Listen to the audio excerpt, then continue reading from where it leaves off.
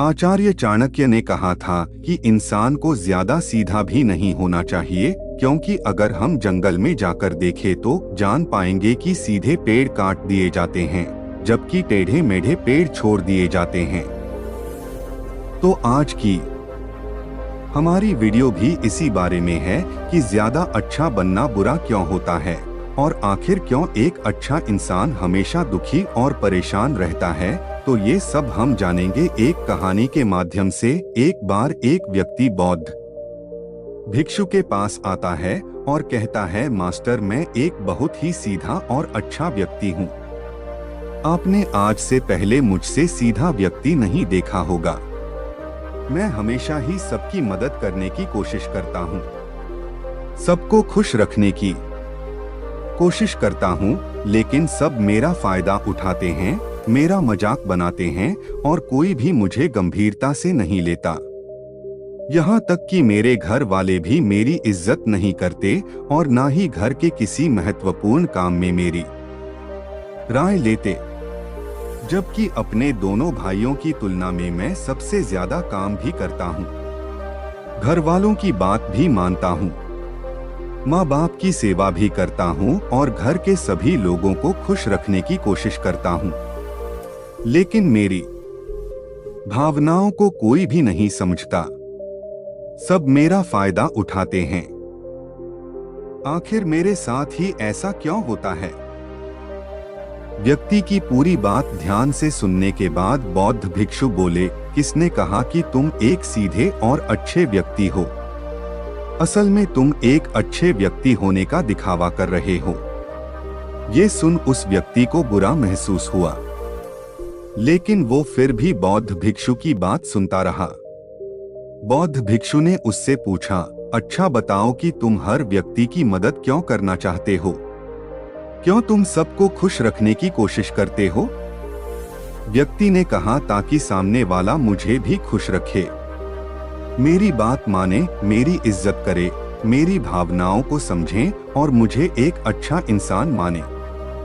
बौद्ध भिक्षु ने कहा, बस यही तुम्हारी समस्या है कि तुम दूसरों को खुश रखने का प्रयास कर रहे हो ताकि वो भी तुम्हें खुश रखे।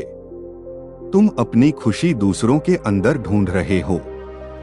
तुम दूसरों की नजरों में अच्छा और खुद की तारीफ सुनने के लिए सामने वाली की जी हजूरी कर रहे हो और फिर उम्मीद कर रहे हो कि सामने वाला भी तुम्हारे साथ ऐसा ही व्यवहार करेगा। तो ऐसा नहीं होता, क्योंकि कोई भी ऐसे व्यक्ति को गंभीरता से नहीं लेता जो लोगों की हर बात में हाँ मिलाता है। अब मैं तुम्हें कुछ ऐसी आदतें बताता हूँ जो तुम और तुम्हारे जैसे खुद को अच्छा मानने वाले लोगों के अंदर होती हैं। पहली आदत, खुद को अच्छा मानने वाले लोग ये दिखाने की कोशिश करते हैं कि वो लोगों का ध्यान रखते हैं। उन्हें लोगों की चिंता है, इसीलिए वह सबकी मदद करने पहुंच जाते हैं, फिर चाहे सामने वाले को उनकी मदद की जरूरत हो या ना हो। दूसरी आदत, खुद को अच्छा मानने वाले लोग दूसरों से खुद की तारीफ के भूखे होते हैं, इसीलिए वो ज्यादातर मौकों पर वही काम करते हैं जिससे सामने वाला खुश हो और उनकी तारीफ करें। अगर उन्हें लगता है कि किसी काम से सामने वाला नाराज हो जाएगा तो वह उस काम को हाथ तक नहीं लगाते। तीसरी आदत, खुद को अच्छा मानने वाले लोगों को लगता है कि उन्हें अपनी कमियों और कमजोरियों को दूसरे लोगों से छुपाना चाहिए, क्योंकि उन्हें लगता है कि अगर दूसरों को उनकी कमियों और गलतियों के बारे में पता चल गया तो लोग उनका मजाक बनाएंगे, उनकी बेइज्जती करेंगे, उन पर गुस्सा होंगे और उन्हें एक कमजोर व्यक्ति मानेंगे।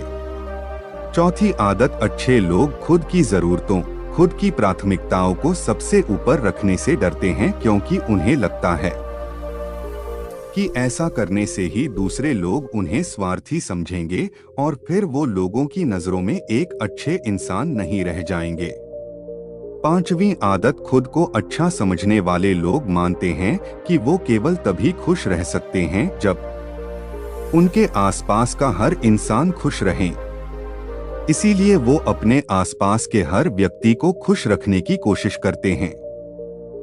अब तुम्हें सुनने में लग सकता है कि इन आदतों में क्या बुराई है।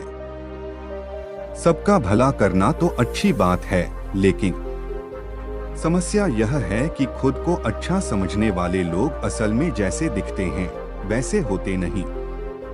ये अंदर से कुछ और ही होते हैं। जैसे कि पहले अच्छाई का दिखावा करने वाले लोग ज्यादातर मौकों पर ईमानदार नहीं होते, क्योंकि वो अच्छा बनने के चक्कर में दूसरों की बुराई को भी छिपा देते हैं। सामने वाले को कभी भी उसकी गलतियां नहीं बताते और केवल वही बोलते और करते हैं जिससे सामने वाला खुश रहे। दूसरा, खुद को अच्छा समझने वाले लोग दूसरों को खुश करने के पीछे इतने पागल होते हैं कि वो कई बार जरूरी और दूसरों के लिए महत्वपूर्ण बातों और कामों को भी उनसे छिपा कर रखते हैं और उन्हें बताते नहीं ताकि सामने वाला उनसे खुश रहे।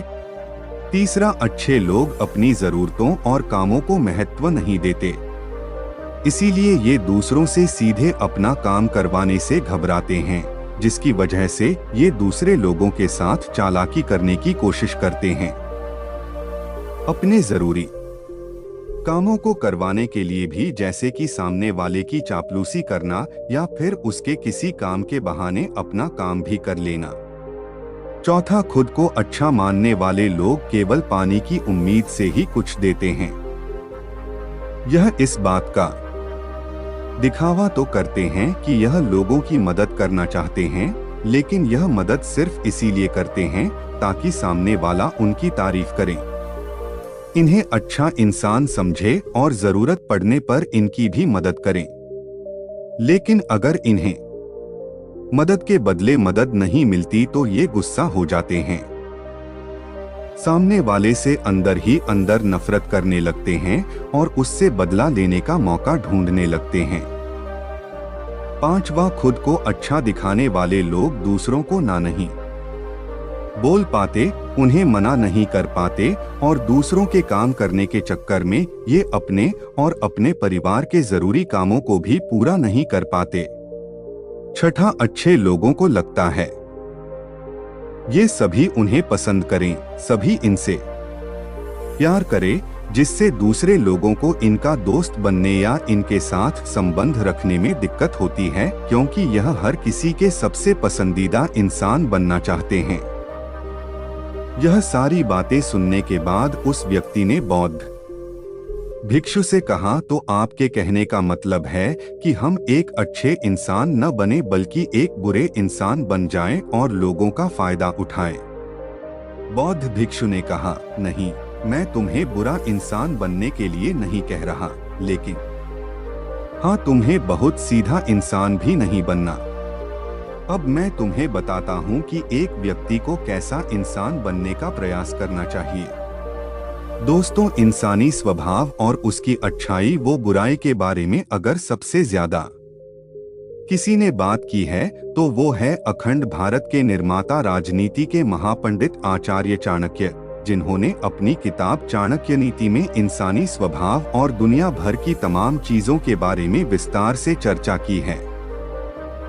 वो इतने बड़े ज्ञानी और दूरदृष्टा थे कि आज हजारों साल बाद भी उनके द्वारा कही गई एक एक बात हमारे जीवन में पूरी सटीकता के साथ लागू होती है। बौद्ध भिक्षु ने कहना शुरू किया, तुम्हें एक सीधा या दूसरों की नजरों में अच्छा इंसान बनने की तुलना में एक सुलझा हुआ इंसान बनने का प्रयास करना चाहिए। एक सुलझा हुआ इंसान वो होता है जिसे सबसे अच्छा इंसान बनने का कोई शौक नहीं है। वो जैसा है वैसा ही खुद को पसंद करता है।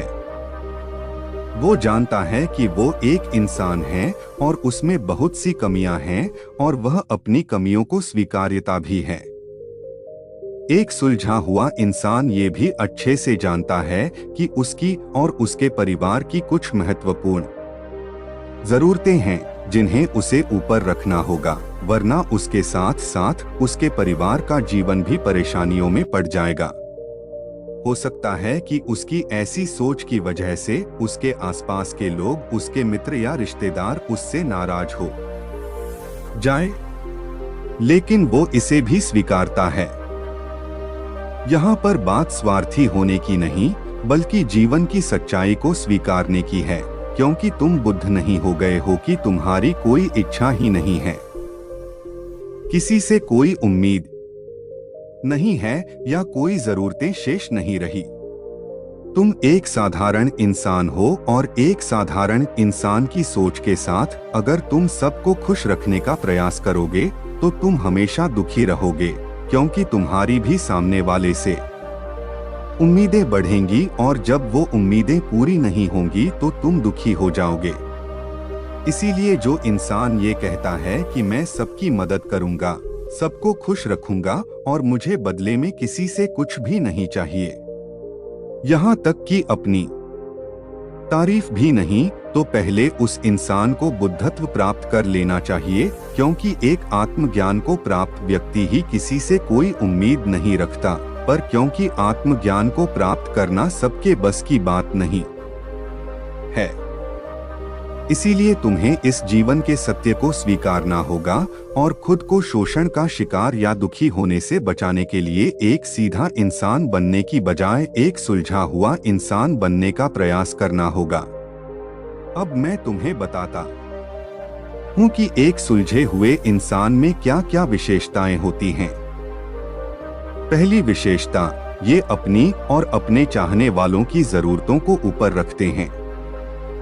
इसका मतलब यह नहीं है कि ये लोग दूसरों की जरूरतों को कम समझते हैं या फिर दूसरों को गिराकर खुद ऊपर बढ़ने की कोशिश करते हैं, बल्कि इसका मतलब यह है कि ये लोग दूसरों की फालतू जरूरतों के लिए तब तक उपस्थित नहीं होते जब तक कि इनकी खुद की महत्वपूर्ण जरूरतें पूरी ना हो जाएं। हालांकि अगर कोई इंसान सच में मुसीबत में फंसा हुआ है और उसे इनकी सहायता की सख्त जरूरत है, तभी अपने महत्वपूर्ण कामों को पीछे रखकर भी उसकी सहायता के लिए उपस्थित हो जाते हैं और ये अपने से कमजोर और जरूरतमंद लोगों की भी अपनी हैसियत के अनुसार सहायता करने के लिए तैयार रहते हैं। ये बस अपना बेवजह शोषण नहीं होने देते और इस बात पर भरोसा रखते हैं कि अगर इन्हें सच में किसी की सहायता करनी है तो पहले इन्हें उसकी सहायता करने के लायक बनाना होगा, और लायक वो सक्षम बनने के लिए इन्हें अपनी जरूरतों का भी ध्यान रखना होगा, क्योंकि अगर एक इंसान खुद ही बहुत ज्यादा बीमार है तो फिर वो दूसरे बीमार व्यक्ति की सेवा कैसे कर सकता है। एक सुलझा हुआ इंसान इस बात को मानता है कि हर इंसान की अपनी कुछ जरूरतें और इच्छाएं होती है जिसका उसे ध्यान रखना चाहिए, लेकिन खुद को अच्छा दिखाने वाला इंसान हमेशा यह दिखाने की कोशिश करता है कि उसकी अपनी कोई जरूरतें या इच्छाएं नहीं हैं। इसीलिए वो हमेशा दुखी रहता है। दूसरी विशेषता, एक सुलझा हुआ इंसान इस बात को अच्छे से जानता है कि वो अपने आसपास के हर इंसान को खुश नहीं रख सकता, क्योंकि अगर एक इंसान खुद ही बहुत ज्यादा बीमार है तो फिर वो दूसरे बीमार व्यक्ति की सेवा कैसे कर सकता है। एक सुलझा हुआ इंसान इस बात को मानता है कि हर इंसान की अपनी कुछ जरूरतें और इच्छाएं होती है जिसका उसे ध्यान रखना चाहिए, लेकिन खुद को अच्छा दिखाने वाला इंसान हमेशा यह दिखाने की कोशिश करता है कि उसकी अपनी कोई जरूरतें या इच्छाएं नहीं हैं। इसीलिए वो हमेशा दुखी रहता है। दूसरी विशेषता, एक सुलझा हुआ इंसान इस बात को अच्छे से जानता है कि वो अपने आसपास के हर इंसान को कुछ नहीं रख सकता, इसीलिए वो केवल उसी इंसान को खुश रखने का प्रयास करता है जो उसके लिए मायने रखते हैं, जो सच में उससे प्यार करते हैं, उसकी परवाह करते हैं। लेकिन अगर उसकी बहुत कोशिश करने के बाद भी सामने वाला उससे दूरी बनाने का प्रयास करता है, उससे खुश नहीं रहता या फिर उसके साथ सहज महसूस नहीं करता, तो फिर एक सुलझा हुआ इंसान ऐसे व्यक्ति से दूरी बनाने से भी पीछे नहीं हटता, फिर चाहे वो उसका कोई परिवारजन, सगा संबंधी या फिर मित्र क्यों ना हो, क्योंकि वो किसी की जबरदस्ती नहीं कर सकता। सिर्फ उसे खुश रखने या सामने वाले की नजरों में अच्छा इंसान बनने के लिए। इस तरह वो खुद को बेवजह दुखी होने से बचा लेता है, लेकिन जो अच्छा होने का दिखावा करते हैं वो सबको खुश करने के चक्कर में अपने जीवन के सबसे महत्वपूर्ण इंसान को ही दुखी कर बैठते हैं, जो कि वो खुद हैं। तीसरी विशेषता, एक सुलझा हुआ इंसान वैसा जीवन जीने का प्रयास करता है जैसा वो जीना चाहता है। वो सिर्फ किसी दूसरे को खुश करने के लिए अपने जीने का तरीका नहीं बदलता। इसका मतलब यह नहीं है कि उनके जीने का तरीका ऐसा है जिससे लोगों को समस्या हो। वो बस दूसरे क्या कहेंगे इस चक्कर में अपना मन मार कर नहीं रहता और खुलकर पूरे जोश और उत्साह के साथ अपना जीवन जीता है। उसे अपनी पसंद नापसंद पता होती है, इसीलिए वो वही करता है जिसमें उसे खुशी मिलती है। उसे अच्छे से पता होता है कि वो कौन है, उसे अपने आप पे भरोसा होता है। इसीलिए उसे किसी इंसान की छोटी चापलूसी करके खुद को अच्छा दिखाने या खुद की तारीफ सुनने की जरूरत नहीं होती। जेन मास्टर ने आगे कहा, अगर तुम अपने जीवन से संतुष्ट नहीं हो तो अपने आप से दो प्रश्न पूछो। पहला, क्या मैं अपने लिए वो जिंदगी बना रहा हूँ जो मैं असल में अपने लिए चाहता हूँ? और दूसरा, अगर मैं नहीं बना रहा तो क्यों नहीं बना रहा? जब तुम इन दोनों सवालों के बारे में गहराई से विचार करोगे, तब तुम जान पाओगे कि तुम अपनी मनचाही जिंदगी सिर्फ इसलिए नहीं बना पा रहे हो क्योंकि तुम दूसरों के सामने अच्छा बनने का प्रयास कर रहे हो, जिसकी वजह से तुम अपनी इच्छाओं और जरूरतों को प्राथमिकता नहीं देते हो और दूसरों को ही खुश करने में लगे रहते हो। इसीलिए अगर तुम एक खुशहाल और मनचाहे जिंदगी जीना चाहते हो तो एक सुलझा हुआ इंसान बनने का प्रयास करो, ना कि सीधा इंसान। इतना कहकर बौद्ध भिक्षु मौन हो गए। व्यक्ति को भी अब समझ आ चुका था कि उसे एक सुलझा हुआ इंसान बनना है, ना कि सीधा। उसने इतनी अमूल्य जानकारी के लिए बौद्ध भिक्षु का धन्यवाद किया और वहां से चला गया। दोस्तों, उम्मीद करता हूं कि आपको इस कहानी से बहुत कुछ सीखने को मिला होगा।